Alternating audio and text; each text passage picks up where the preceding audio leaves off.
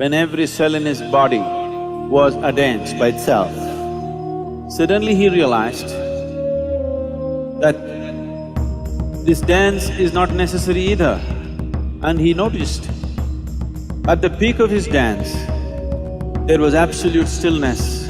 So he sat down as an ascetic, unmoving, utterly still. Everywhere you see a Trishul, don't think it's a weapon. I know some people are using it as a weapon. It's quite a lousy weapon if you want a weapon, I'm telling you. If you want to kill somebody, Trishul is a bad weapon. Only people who do not know anything about fighting will carry a Trishul and go.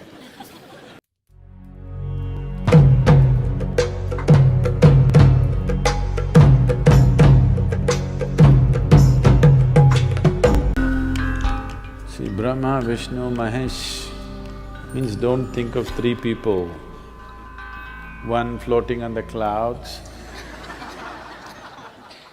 another sitting on top of the mountain, another doing something else. We are not talking about three people.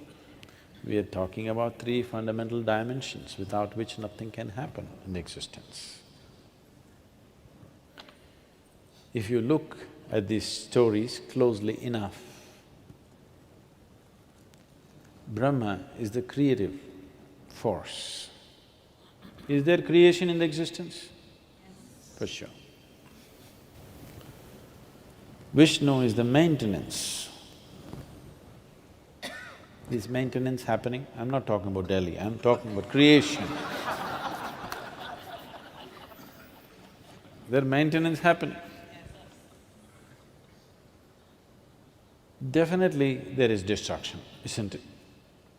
Within your body right now, millions of cells are dying, millions of new cells are being created, and billions are being maintained, isn't it?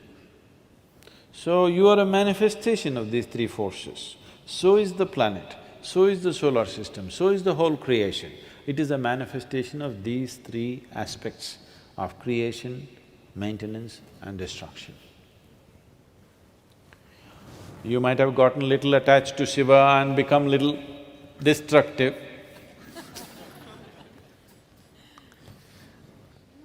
But all the three are functioning in some proportion, isn't it? And that is the basis of the whole cosmos. And also, the macro is also the same three forces. The micro is also the same three forces. The very atom has the same three forces, and the very cosmos has the same three forces. It is quite a simple creation, I'm telling you. Just three fundamental forces, three fundamental qualities playing such a huge game, isn't it? Big time, isn't it? Big time game, just three forces. Doing great job with just three. So these three are three, but if you go deep enough, it's just one hand, just like that it's just one. That is the significance. Everywhere you see a Trishul, don't think it's a weapon. I know some people are using it as a weapon. It's quite a lousy weapon if you want a weapon, I'm telling you. If you want to kill somebody, Trishul is a bad weapon. Only people who do not know anything about fighting will carry a Trishul and go. Tell me yes or no. Huh? Can you poke anybody with a Trishul like this? Trishul is not a weapon, it's a symbolism. Now Shiva carries a Trishul not because he wants to fight with you. His son carries a spear. That is a fighting weapon. He fought and what? Kartikeya went on fighting. Shiva never fought, because this is just a symbol. This is to show you, on the surface it's all three, deep down everything is one. Constantly indicating this. You thinking it's a weapon. No, it's not a weapon. It doesn't make a sensible weapon, isn't it? Unless you want to push people. If you want to pierce people, it's not a good weapon, isn't it? So, these three They are different only on the surface. Deep down, it's all the same thing. But the three manifestations are distinctly there in the creation in all aspects. From proton, neutron, electron to many other levels of manifestation, it is always there. So, what is the significance of Mahadeva means, these three, when all of them are functioning as one, he is Mahadeva. These are three devas. When all of them are functioning as one, it is a Mahadeva. So we call the destroyer the Mahadeva because this is about Brahma is about the genesis.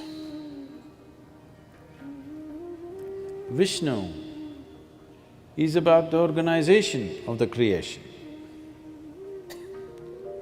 Shiva is oblivion. These two, creation and maintenance, only exist in the lap of the oblivion. It is the empty space in the creation, which is the most expansive thing, limitless thing, and which is the lap in which creation happens and disappears, isn't it? Happens, conducts itself and falls apart, all happens in the lap of Shiva, because he is oblivion. Shiva means that which is not. Shiva means that which is not. So that which is not we bow down, because that is the thing.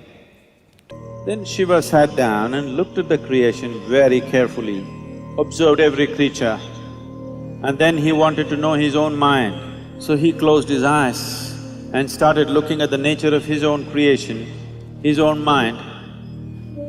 And when he realized, when his realization came to a certain absoluteness, that actually creation is without attribute, each individual can make whatever he wants. The mind is attributeless. So when he realized this, then he became so ecstatic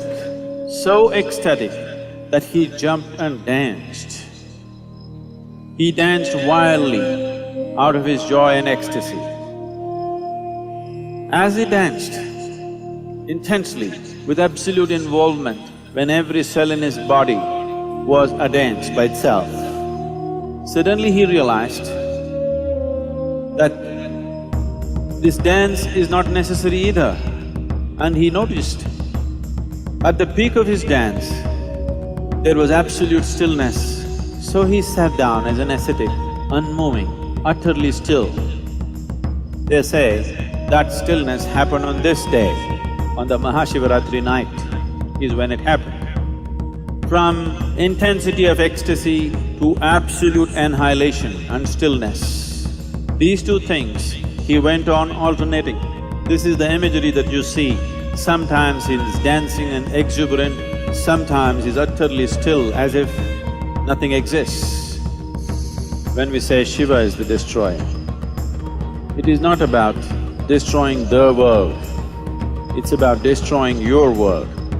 Your world is essentially an accumulation of past experiences and impressions. Past is seeping into the present only through your thought process.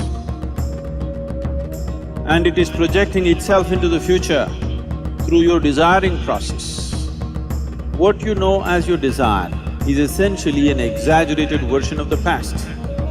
So the destruction of the past is the essential nature, because if you want to know the grandeur of the creation, that is possible only through the presently existing moment that is here right now. This is the only doorway. In utter stillness, there is no past. In absolute movement, there is no past. These are the two fundamental passages that Shiva found to give access to that which is creation and the source of creation.